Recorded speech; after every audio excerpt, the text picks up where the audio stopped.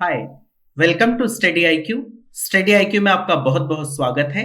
मेरा नाम है राकेश गवालरे और आज के इस वीडियो में हम लोग देखने वाले हैं अगस्त 2021 का मध्य प्रदेश विशेष करंट अफेयर। इसका फर्स्ट पार्ट में कवर कर चुका हूं, ये उसका सेकेंड पार्ट है। तो आइए स्टार्ट करते हैं। प्रदेश में आम जन की सुविधा के लिए 3 नई मेमू ट्रेन का प्रारंभ किया गया है। इसके संबंध में कौन सा तथ्य सत्य है? तो देखिए, मेमू का फुल फॉर्म आपको पता होना चाहिए, main line electric multiple unit. ये 3 नई ट्रेन स्टार्ट की गई है। अब इसमें खास क्या होगा? तो देखिए, यहां पर मैंने स्पेसिफाई किया है।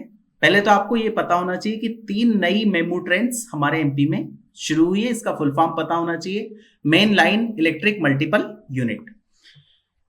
ये रेलगाड़ी GPS, digital display, CCTV, bio toilet आदि सभी आधुनिक सुविधाओं से युक्त होंगी।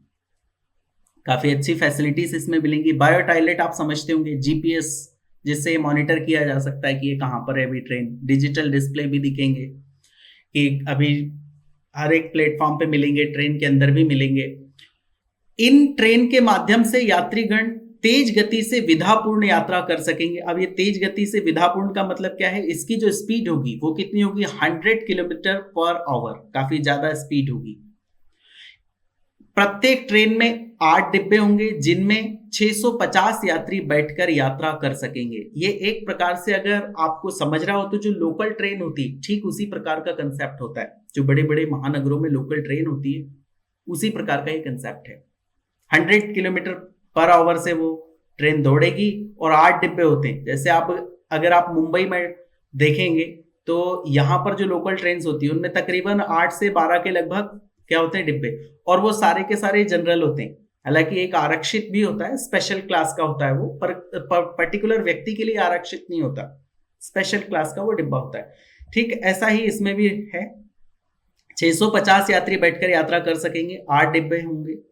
ये सभी ट्रेन अनारक्षित होंगी तथा बीच में आने वाले सभी स्टेशनों पर रुकेंगी। अब सभी स्टेशन पर रुक रही, इसका मतलब क्या है? वो एक प्रकार से लोकल ट्रेन का ही एक कंसेप्ट है। तो आई होप आपको समझा होगा। इसका आंसर है उपरोक्त सभी सत्य हैं। मैं फिर से बता दूं, आपको इतने इजी ऑप्शंस एग्जाम में नहीं मिलेंगे।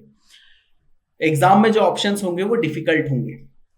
मैंने इजी ऑप्शंस रखे हैं। तो देखिए, पहले तो आपको यही ध्यान रखना है कि 3 नई मेमू ट्रेन शुरू हुई है। और मेमू का फुल फॉर्म क्या? Main line electric multiple unit, ये इसका फुल फॉर्म है। और इसमें क्या होंगे? 8 डिब्बे होंगे। इसकी स्पीड 100 किलोमीटर पर आवर होगी। खैर, ये ना भी याद रखेंगे तो चलेगा, बट इसमें सभी क्या होंगे? अनारक्षित डिब्बे होंगे, आरक्षित नहीं। इतना भर आपको डेटा पता होना चाहिए। आगे बढ़ते हैं। भोपाल में वीर भूमि के रूप में भारत माता का मंदिर बनाया जाएगा। इसके संबंध में कौन सा तथ्य सत्य है? अब ये भारत माता के मंदिर में क्या, सभी को लग रहा होगा कि भारत माता का फोटो रहेगा और फिर उसमें तिरंगा उनके हाथ में रहेगा। ऐसा कुछ नहीं है। भारत माता के मंदिर में क्या होगा? देखिए, सभी हिंदू देवी देवताओं की मूर्तियां स्थापित की जाएंगी, ये गलत है। ऐसा नहीं होगा। भगवान राम की सबसे ऊंची मूर्ति लगाई जाएगी, ये भी गलत है। इसका आंसर होगा, इसमें स्वतंत्रता संग्राम सेनानियों के जीवन वृत्त को प्रदर्शित किया जाएगा, साथ ही उनकी प्रतिमाएं स्थापित की जाएंगी। यानी उनके स्टैच्यू लगा देंगे, स्टैच्यू के नीचे उनके बारे में लिखा रहेगा कि इन्होंने हमारे स्वतंत्रता संग्राम में किस प्रकार से पार्टिसिपेट किया, देश की कितनी सेवा की। ये सारी चीजें उस भारत माता मंदिर में रहेंगी। आप ये ना लगा के आ जाना कि भारत माता का मंदिर है तो उसमें ये रहेगा कि फोटो लगेगी और फिर भारत माता का वो रहेगा। ये आपने देखा होगा, वो नहीं होगा। ये होगा कि इसमें जो हमारे स्वतंत्रता संग्राम सेनानी हैं उनके स्टैच्यू और उनके जीवन के बारे में वहां पर लिखा हुआ होगा। तो इसका आंसर होगा क्या? ए। अगले प्रश्न पर आते हैं। महान स्वतंत्रता संग्राम सेनानी तथा हिंदी की सुप्रसिद्ध कवियत्री सुभद्रा कुमारी चौहान की जयंती 16 अगस्त को मुख्यमंत्री श्री चौहान ने पूर्व राज्यसभा सदस्य किनकी द्वारा लिखित पुस्तक आजादी बनाम फांसी अथवा काला पानी का प्रस्तुतिकरण किया है, यानी विमोचन किया है। इस पुस्तक का कौन से पुस्तक का नाम क्या है? आजादी बनाम फांसी अथवा काला पानी। पुस्तकें बहुत इंपॉर्टेंट होती हैं, ध्यान रखिएगा, ये परीक्षा में कभी भी आ जाती है। इस पुस्तक का जो विमोचन हुआ है, लॉन्चिंग हुई इस बुक की, कब लॉन्चिंग हुई है? 16 अगस्त को। और पुस्तक का नाम क्या है? आजादी बनाम फांसी अथवा काला पानी। और 16 अगस्त को ही क्यों? क्योंकि उस दिन जयंती थी किसकी? कवियत्री सुभद्रा कुमारी चौहान की। उनका नाम आपने सुना होगा, खूब लड़ी मर्दानी वह तो झांसी वाली रानी थी। ये पोयम उनकी खूब प्रसिद्ध है, आज भी बच्चे बच्चे उस पोयम को गाते हैं। पर ये पुस्तक किसने लिखी है? पूर्व राज्यसभा सांसद है वो, और उन्होंने ये पुस्तक लिखी है, और उनका नाम है श्री रघुनंदन शर्मा। इन्होंने ये पुस्तक लिखी है, याद रखना है, भूलना नहीं।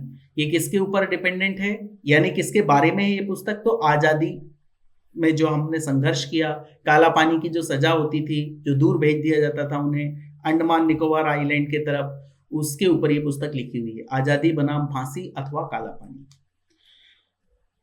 आगे बढ़ते हैं। श्री बी चंद्रशेखर को मध्य प्रदेश आयुर्विज्ञान विश्वविद्यालय जबलपुर का कुलपति पद पर नियुक्त किया गया है। इसके संबंध में कौन सा तथ्य सत्य है? तो एक तो डेटा आपको यही याद होना चाहिए कि मध्य प्रदेश आयुर्विज्ञान विश्वविद्यालय जबलपुर का कुलपति किसे बनाया गया? वाइस चांसलर इसे कहा जाता है, वीसी। ये बनाया गया है श्री बी चंद्रशेखर जी को, इन्हें बनाया गया है। और जब इन्हें नियुक्त किया गया तब ये किस पद पर थे? तब ये थे जबलपुर संभाग के आयुक्त। जबलपुर संभाग आप जानते होंगे, उसमें जो डिस्ट्रिक्ट होते हैं, डिस्ट्रिक्ट का कलेक्टर होता है, कलेक्टर के बाद में जो अगली चेन बनती है वो किसकी? संभाग की बनती है। तो संभाग का एक आयुक्त होता है, वो सभी कलेक्टर से रिपोर्ट लेता रहता है, ठीक है। तो ये आयुक्त थे कहाँ के? जबलपुर संभाग के। कौन? श्री चंद्रशेखर जी। और देखिए ये इंपॉर्टेंट है, ये तो खैर इतना इंपॉर्टेंट नहीं है। मध्य प्रदेश आयुर्विज्ञान विश्वविद्यालय अधिनियम 2011 में प्रदत्त शक्तियों का उपयोग करते हुए राज्य शासन से परामर्श के उपरांत कुलपति की नियुक्ति की गई है। राज्य शासन से परामर्श किया जाता है इसके लिए, और कौन करता है? गवर्नर यानी राज्यपाल। याद रखना, कुलपति की नियुक्ति कौन करता है? राज्यपाल, भूलना नहीं।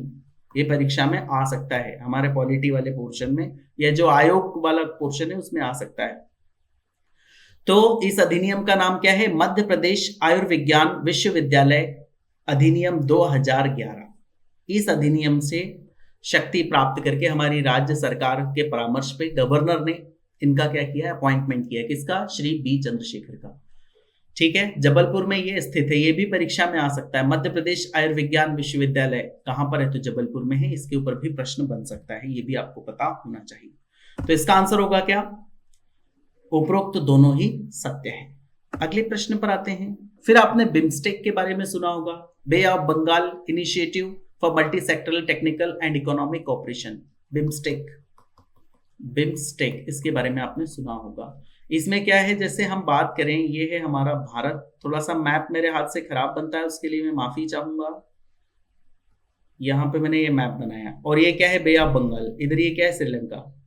आप जानते होंगे यहाँ पे बांग्लादेश भी है। तो यहाँ पर जो कंट्रीज हैं, इधर म्यांमार भी है, थाईलैंड भी है, इनको मिला के हमने बनाया है बिम्स्टेक। उसमें 7 कंट्रीज है। कौन कौन से? भारत, श्रीलंका, नेपाल। नेपाल को भी शामिल कर लिया गया हालांकि, जबकि नेपाल यहाँ पर है, फिर भी बिम्स्टेक में नेपाल भी शामिल है।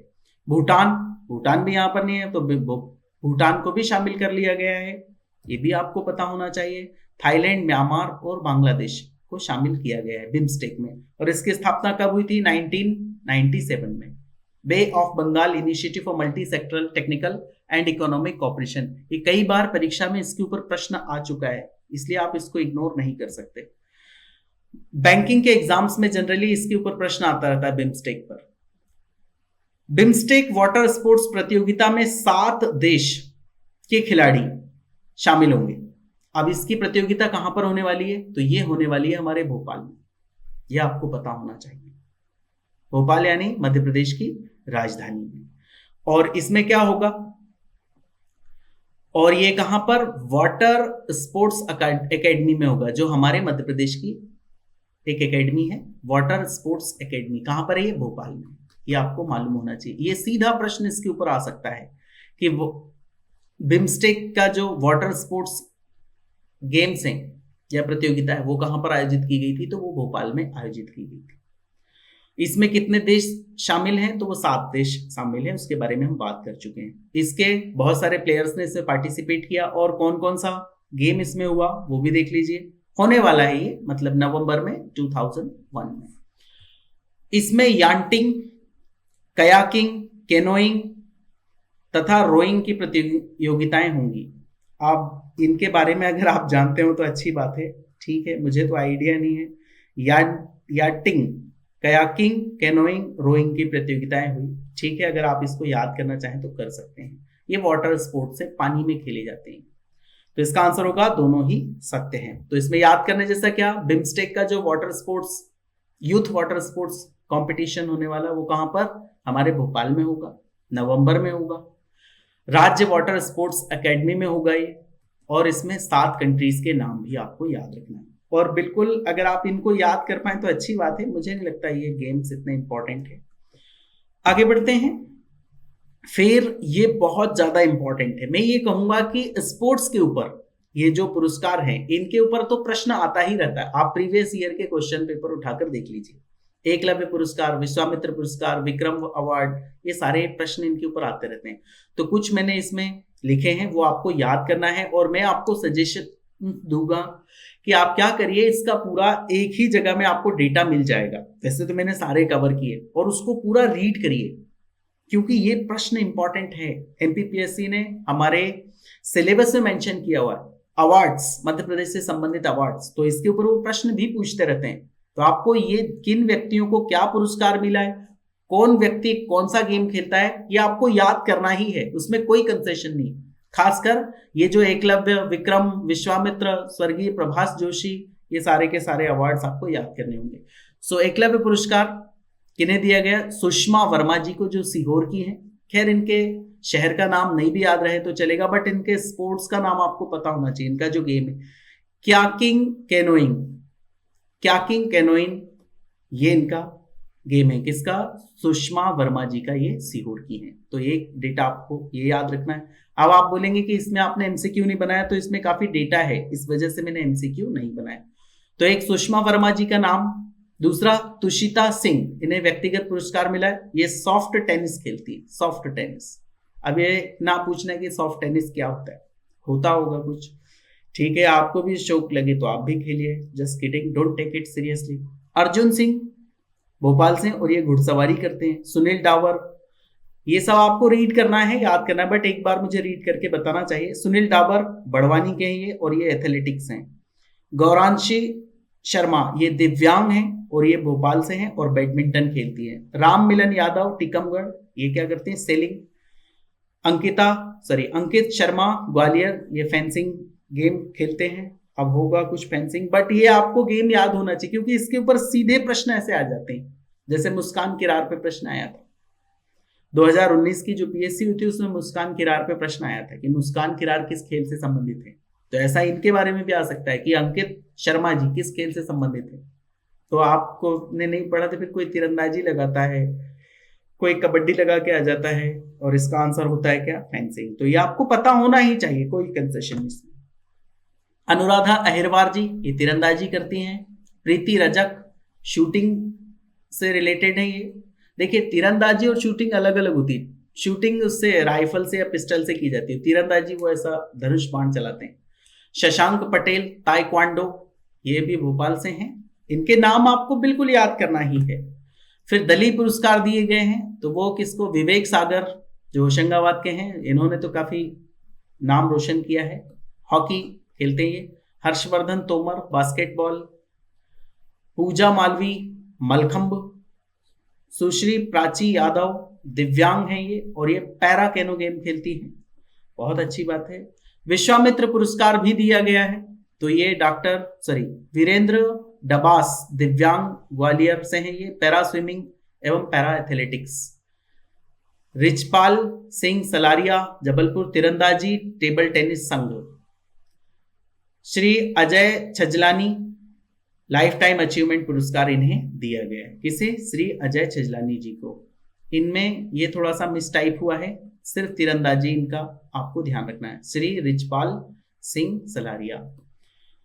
स्वर्गीय प्रभास जोशी खेल पुरस्कार सुश्री वैष्णवी कहार उज्जैन की हैं, और ये मलखंब खेलती हैं, इन्हें भी ये पुरस्कार दिया गया। ये सारे नाम आपको याद करना है, इसमें कोई कंसेशन नहीं है, मैं फिर से रिपीट कर दूं। अगला प्रश्न पे आते हैं। बालाघाट जिले के विकास एवं नक्सली गतिविधियों पर रोक लगाने के लिए विकास खंडवार अलग अलग कार्य योजना तैयार की जा रही है, इसके संबंध में कौन सा तथ्य सत्य है? आप देखिए, आपको पता होगा जो हमारा बालाघाट है वो नक्सल प्रभावित जिला है, उसकी सीमा छत्तीसगढ़ के आसपास से भी लगती है, थोड़ा सा महाराष्ट्र से भी टच हो जाती है। इस वजह से जो नक्सली गतिविधियां हैं वो उस केंद्र पे ज्यादा रहती है। जैसे हम अगर एमपी का मैप बनाएं इस तरह से, बहुत ही खराब मैप में बनाता हूं, उसके लिए मैं माफी चाहूंगा, बट हाँ समझाने की कोशिश में करता हूँ। इस तरीके का ये मैप बनता है, करीब करीब लोटे जैसा बनता है। यहाँ पर आप देखिए ये वाला जो एरिया, यहाँ पर क्या है, नक्सल गतिविधियां होती है, बालाघाट, डिंडोरी, अनूपपुर, इनमें। हालांकि अनूपपुर और डिंडोरी इतने नक्सल प्रभावित नहीं है, बट हाँ बालाघाट अच्छा खासा नक्सल प्रभावित जिला है। तो उसमें अगर हम डेवलपमेंट का काम कर देंगे और जो हमारे आदिवासी भाई बहन नक्सली गतिविधियों में शामिल हो जाते हैं तो उनके लिए हम अच्छी सुविधाएं दें, उन्हें अच्छा रोड उपलब्ध करा के दें, रोजगार दें, तो उससे ये सारी समस्याएं नहीं आएंगी। तो सरकार ने इसी को ध्यान में रखते हुए अभी रिसेंटली नक्सल गतिविधियां थोड़ी सी बढ़ गई है। नहीं तो हमारे एमपी में लगभग नक्सलवाद खत्म हो चुका है लगभग, बट अभी बीच में रिसेंटली डिंडोरी में और बालाघाट में देखने को मिला है कि छत्तीसगढ़ से कुछ नक्सली हमारे एमपी में आ गए थे। ठीक है, उन्होंने कुछ वारदात भी की यहाँ पर। तो देखिए, जिले में पुलिस एवं अन्य विभागों में विशेष भर्ती हेतु विचार किया जा रहा है। डेफिनेटली पुलिस की रिक्वायरमेंट पड़ेगी ही। अब यहाँ पर ये देखिए, ये डेवलपमेंट का एक प्रोजेक्ट है। पहली बात तो विकास खंडवार, यानी एक एक अलग अलग विकास खंड के लिए, वहां पर जितने भी विकास खंड है उनके लिए अलग अलग कार्य योजना बनाई ताकि इसका अच्छे से विकास कर दे, तो लोग जो गलत रास्ते पर चले गए वो ना जाए। बालाघाट में एथेनॉल आधारित उद्योग लगाए जाएंगे जिससे धान को रखने के लिए गोदाम की समस्या का भी समाधान करने में मदद मिलेगी।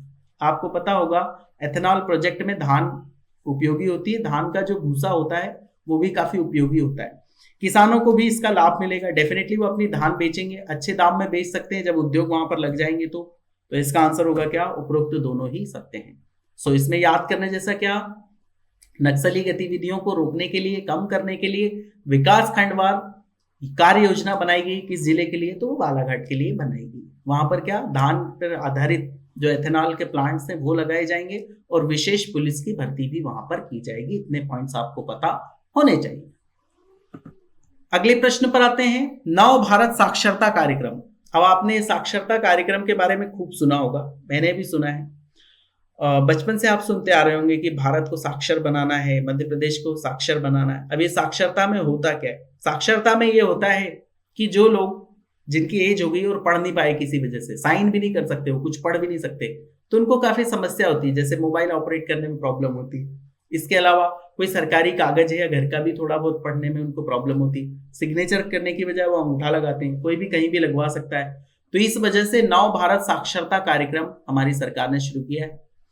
योजना वित्तीय वर्ष 2021-22 से संचालित होगी। इसके संबंध में कौन सा तथ्य सत्य है? तो देखिए, इस कार्यक्रम के अंतर्गत प्रदेश में उन सभी शहरी एवं ग्रामीण क्षेत्रों में 15 वर्ष से अधिक आयु के नागरिकों को शामिल किया जाएगा जो किसी कारणवश औपचारिक शिक्षा प्राप्त नहीं कर सके, यानी जिनके पास एजुकेशन नहीं है, जो साइन नहीं कर पा रहे, कुछ रीड नहीं कर पा रहे, उनको इसमें शामिल किया जाएगा। इस कार्यक्रम का मुख्य उद्देश्य अशिक्षितों को बुनियादी एवं कार्यात्मक साक्षरता प्रदान करना है।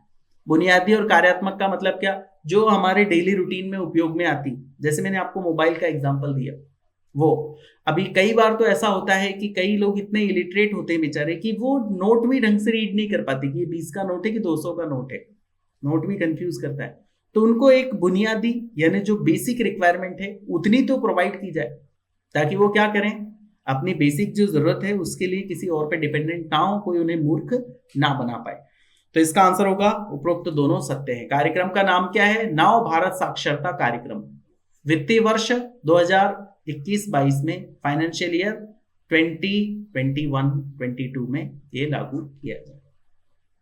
15 वर्ष से ज्यादा एज के जो लोग हैं जो साक्षर नहीं हो पाए उनको इसमें शामिल किया जाए। तो ये इसका आंसर होगा, उपरोक्त दोनों ही सत्य है। So this is the end of the video. बहुत बहुत धन्यवाद। जय हिंद।